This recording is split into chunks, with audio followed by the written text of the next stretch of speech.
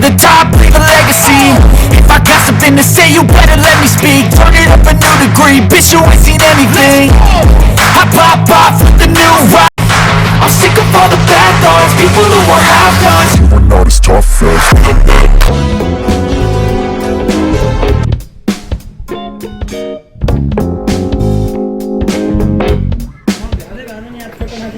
ल म चाहिँ अब एङ्करिङ पनि गर्छु है। मेरा प्यारा नगरवासीहरू हो, आज हाम्रा पोखरा नगरपालिकामा कार्यरत हाम्रा नगर प्रहरीहरूको जागरुकता र उहाँहरू सफाई आन्दोलनमा, किनभने डेङ्गु रोगले यो चाहिँ नगरमा प्रवेश गरेको अवस्था छ। यो डेङ्गुलाई चाहिँ यो नगरबाट चाहिँ विदाई गर्नको लागि उहाँहरूले गर्नुभएको यो प्रयासलाई हामीले सराहना नगरी बस्नु सकिन।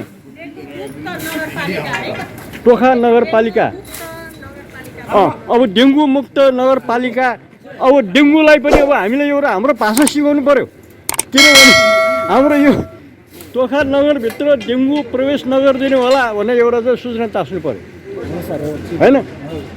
यो डेङ्गु महोदय, तपाईँले एउटा घरमा एउटा नगरमा प्रवेश गर्ने बित्तिकै परिवार बिरामी हुन थाले। यो साह्रै नै दयनीय र चिन्ताजनक कुरो भयो। यो डेङ्गु तपाईँ सानो देखिन्छ, तर यो सानो एउटा जीवले, हामी यति ठुलो आयतन भएको जीवलाई हामीले थल पर्छ।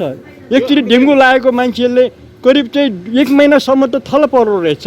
त्यसकारण कृपया डेङ्गु महोदय यहाँलाई चाहिँ हामीलाई चाहिँ यहाँबाट चाहिँ छुटकारा, डेङ्गुबाट छुटकारा गरिदिनु होला।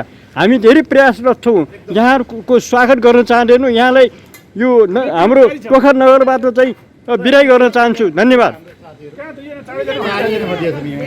हाम्रो भिडियोलाई सब्स्क्राइब र शेयर गर्न नबिर्सिनु। यो हामीले यस्तै चाहिँ चेतनामूलक विभिन्न चाहिँ सामाजिक कार्यक्रम प्रस्तुत गर्दै आइरहेको छु। त्यसकारण चाहिँ हाम्रो यो च्यानललाई सब्स्क्राइब गरेर, लाइक गरेर, सेयर पनि गरिदिनु होला। हेर्नुहोस्, हाम्रा एकजना नगर प्रहरी माथि यत्रो चाहिँ अग्लो, आफूभन्दा धेरै अग्लो पर्खालमा चढ्दै हुनुहुन्छ।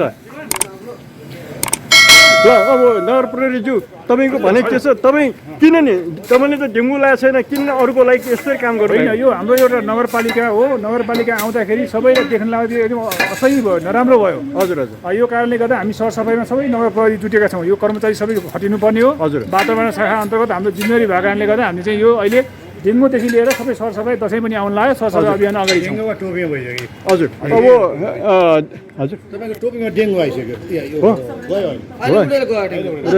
ल हेर्नु, मैले चाहिँ उनीहरूको विरोध गर्ने बित्तिकै मलाई तोक्न आइहाल्यो डेङ्गु होइन।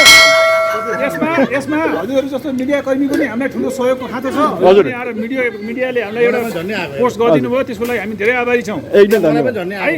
हजुर हेर्नु, अब डेङ्गुलाई मैले बिदा गर्न लागेको, डेङ्गुले म माथि साङ्घातिक हमला गर्यो भन्दाखेरि यो साङ्घातिक हमलालाई हामी नगरवासी, मेयरज्यू लगायतले हामी घोर भर्त्सना गर्छौँ डेङ्गुमाथि। धन्यवाद।